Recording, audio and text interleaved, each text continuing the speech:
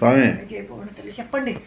నమశివాయ వస్తే పోయిన పుష్కరాల కాడ నుంచి భక్తులు చనిపోతున్నారు, బస్సులు ప్రమాదాలు జరుగుతున్నాయి, కాలిపోతున్నాయి, ప్రాణాలతో వాళ్ళు చనిపోతున్నారు. నమశివాయ నేను మొన్న మీకు చెప్పాను కదా, ప్రతి ఒక్క రోజు అంతటా కూడా సోమవారం ఇప్పుడు మొన్న ఈ కార్తీక మాసంలో జరిగితే చాలా బాగున్నాం. ఏ ఊర్లో ఆ ఊర్లే బస్సులు ఎక్కడుంటే అక్కడ అంతవరకు ఆపేసి ఏ శివాలయం దగ్గరైనా సరే ఏ ఊరికి ఆ ఊర్లో నేను అభిషేకం అన్నాను కదా, శుభ్రంగా బస్సులు అయినా సరే కడిగించేసుకుని క్షీరాభిషేకం చేయించుకోమనండి. ఏ బస్సుకి ఆ బస్కి చేస్తే చాలా వరకు కంప్లీట్ అవుతుంది. అసలు దేని వల్ల జరుగుతుంది అట్లా?